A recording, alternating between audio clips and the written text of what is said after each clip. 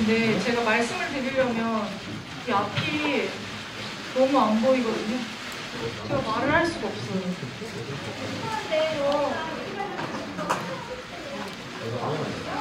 진짜 얘기를 할 수가 없어서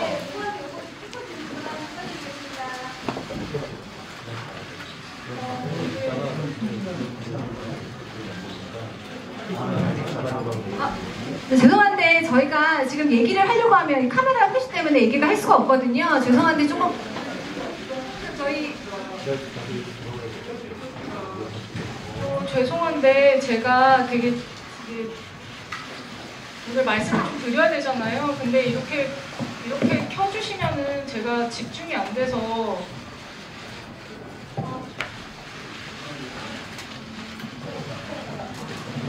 죄송한데 저희가 지금 30초 포토타임 드릴 테니까 찍고 카메라 좀 부탁드리겠습니다. 아니면 저희 진행할 수가 없습니다.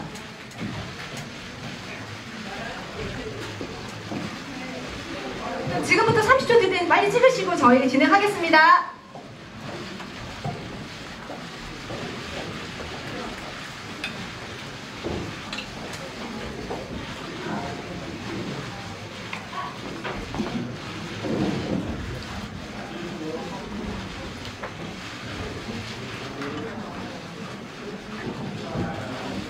네, 기자님들 저희 이제 마무리하고 기자회견 시작하도록 하겠습니다. 자리로 좀 앉아주시기 부탁드리겠습니다.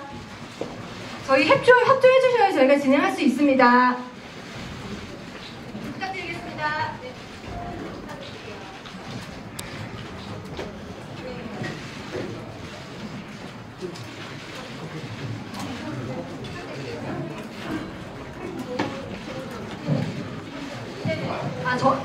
죄송한데 지금 저희 대표님 말씀하시려고 하시는데 지금 이 카메라 후레쉬나 카메라 또 얘기가 너무 어려워서 저희가 지금 사실은 되게 궁금하신 거 많으시잖아요. 그런 얘기 들으시려면 조금 협조를 해주셔야 될 것 같습니다. 부탁드릴게요.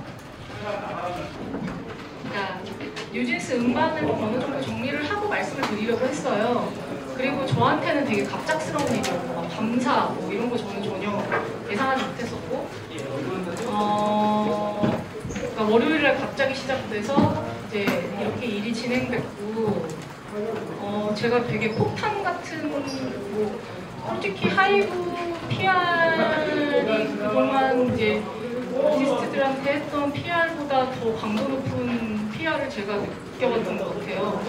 아, 이 정도로 할 수 있었구나라는 생각이 들 정도고 뭐 저는 일단 오늘 진실을 얘기하는 거 이전에 그 여러분들이 갖고 계신 프레임, 그러니까 뭐 저는 이미 마녀가 되고, 그러니까 이 프레임을 벗겨내는 저한테 첫 번째 숙제, 그리고 이제 두 번째는 진짜가 뭔지에 대해서 이렇게 말씀을 드려야 되는 되게 큰 숙제가 있어요. 그래서 죄송하지만 그 카메라 감독님들 이제 그 양해 말씀을 드린 거였었고요.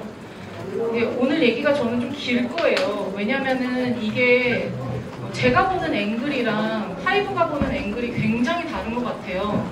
그러니까 이게 뭐 제 입장에선 당연히 제 말이 맞죠. 근데 이제 다른 앵글이 있다라는 걸 여러분들 모르셨기 때문에 이제 그 제 앵글을 말씀을 드리려고 하는 거고, 사실 되게 호의적인 상황에서 이런 인터뷰를 해도 되게 힘들어요. 그러니까 되게 여러분들이 계시면. 근데 저는 솔직히 아까 카메라 감독님들이 막 안 나가실 때도 되게 저를 인간으로 생각을 잘 안 하시는 것 같다. 솔직히 조금 그런 생각도 들고 다 내가 죽기를 바라나? 그러니까 지금 그냥 내가 갑자기 죽으면 다 같이 기뻐하는 상황이 된 건가? 저는 솔직히 그런 생각이 들 정도로 뭐 제가 일일이 모든 기사와 댓글을 보지는 않아요. 그럼 저는 진짜 못 사니까. 근데 이렇게 근시일 내에 이렇게 단기 폭발한 이런 PR 릴리즈와 이걸 감당해본 사람이 있을까 싶어요. 그래서 사실 그냥 저도 사람이고 이 죄가 되게 확정이 된 그런 게 아니거든요. 저는 죄가 없다고 생각하고요. 뭐 여러분들 어떻게 생각하실지는 모르겠지만, 그러니까 그런 상황에서 사실 제가 이 기자회견을 하는 것도 되게 용기였는데, 왜 이런 식의 기자회견, 그러니까 인터뷰를 그동안 이렇게 하지 않고 했냐면 뉴진스의 이제 포커스를 좀 맞추기 위한 부분도 있었고, 그리고 이렇게 폭탄적으로 저를 맡아줘야 할 거라고 생각을 못했어요. 그러니까 본질이랑 다른 어떤 그 제 개인적인 무슨 카톡까지 막 다 사찰해서 저를 죽이려고 할 거라는 예상을 하긴 했지만 그래도 이 정도로 심할 줄은 몰랐었고, 그래서 저도 사실은 이제 드리고 싶은 말씀들이 있고, 그래서 이제 제가 이렇게 쉽지 않은 상황이라는 거를 일단 말씀을 드리는 거고, 근데 이렇게 의혹이 많은데 이제 제가 또 뭐 얘기를 안 하는 것도 이게 좀 이상한 일이잖아요. 그래서 부득이하게 이제 좀 급하게 이게 잡게 됐고요. 그러니까 제 앵글은 정말 달라요.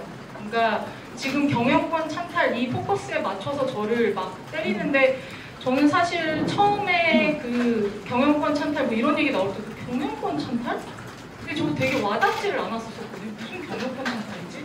근데 여러분들은 지금 계속 그 기사만 보셨었기 때문에 제가 뭐 이게 뭐 다른 표준십이나 뭐 다른 것들에 대해서 얘기할 때 왜 이렇게 딴 소리를 하지? 왜 딴 얘기를 하지?라고 생각하셨던 분들이 꽤 있었나 봐요.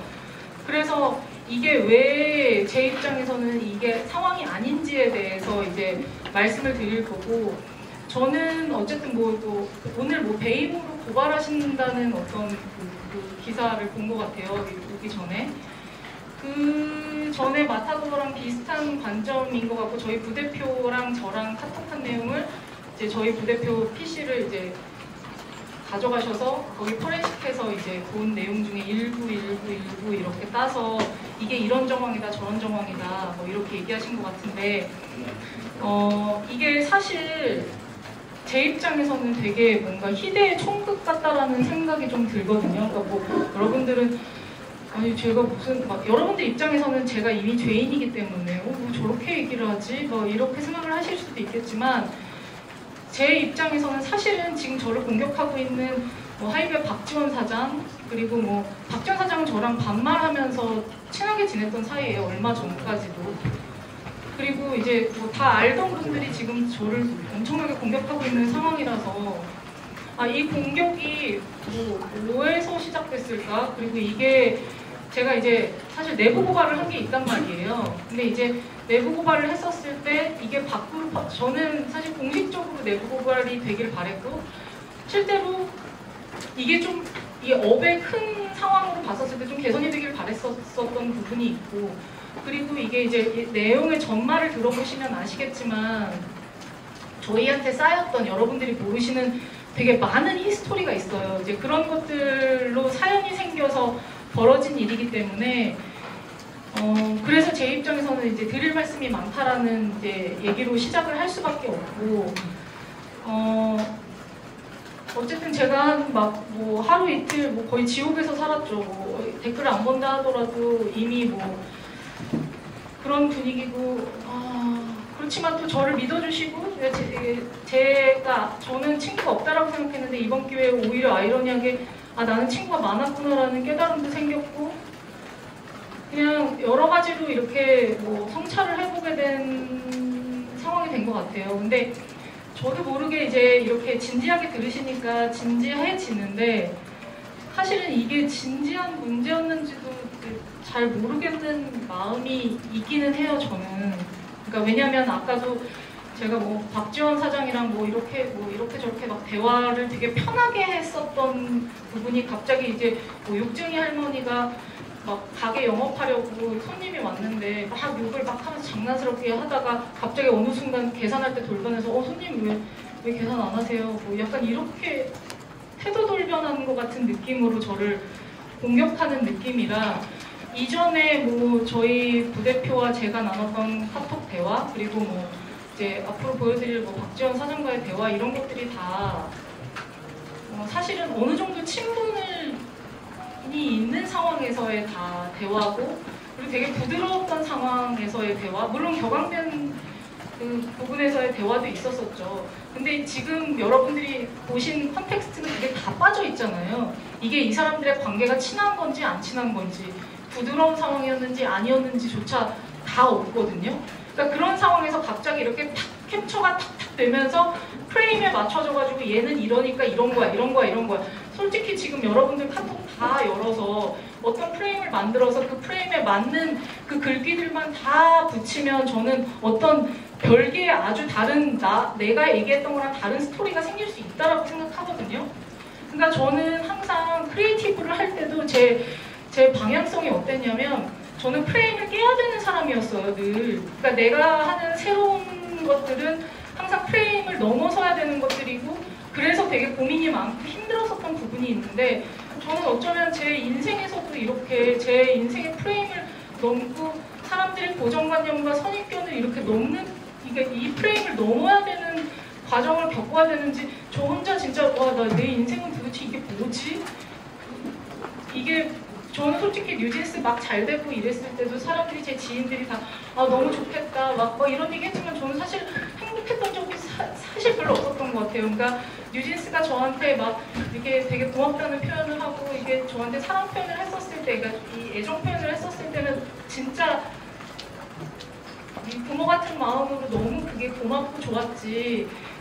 저는 이상하게도 왜 이렇게 찍혔는지 모르겠지만 예전부터 제가 뭐 하나라도 저는 화장실만 가도 민희진은 왜 화장실을 갔지? 항상 이런 이상한 눈초리 그리고 제가 무슨 팬심 아이돌 그러니까 우리 뉴진스를 팬처럼 무슨 더 성공한 덕후 저는 이런 표현이 와닿지 않는 사람이에요. 저는 애시당초에 이렇게 아이돌 문화를 막 너무 좋아했던 사람이 아니었었고 항상 제 목표는 사실 일하면서 뭐였었냐면 제가 되게 클린한 방식으로 어떤 꼼수나 어떤 다른 방법을 찾지 않는 그러니까 뭐라고 해야 될까 이 외형적으로도 그러니까 그런 방식으로 일을 잘했었을 때 내가 어디까지 한번 성공해 볼 수 있을까 이런 게 궁금해서 되게 도전했던 사람이었거든요. 그래서 사실 저한테는 그런 부분에서 방해되는 요소가 생기는 것들이 제 일에서 되게 불편했었던 것 같아요. 그러니까 저는 사실 이게 돈 때문에 경영권 찬탈 이런 얘기 와닿지를 않은 게 저를 아는 분들은 다 알 거예요. 제가 이미 주주관 계약을 해서 주식을 가지고 있고 저는 심지어 이런 것도 밝히면 안 된다고 하니까 제가 받은 것들이 또 있어요. 물론 지금 이 하이브에서 밝힌 여러 가지 것들은 자기들한테 다 유리한 조건으로 구체적으로 나열된 것들이라 사실 제 입장에서 보면 다 허위사실이거든요. 너무나 허위사실이고 아니 왜 이걸 저렇게 계산하지? 이게 말이 안 되는데 이런 것들이 너무 많아요. 예를 들면 아까 이전에 나왔던 BTS가 내 걸 베꼈다.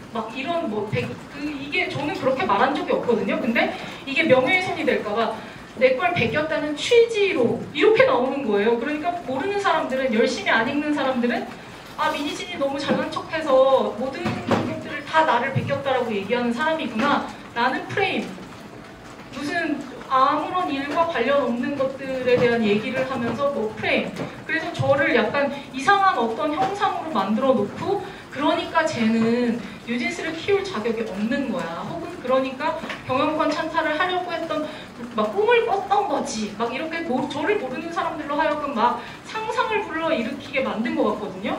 그래서 저는 하이브 분들한테 진짜 좀 묻고 싶어요. 아니 어떻게 이렇게까지 할 수 있는 건지 왜 사람을 너무 이상한 사람을 만들어서 이렇게까지 할 수 있는 건지 진짜 너무 묻고 싶고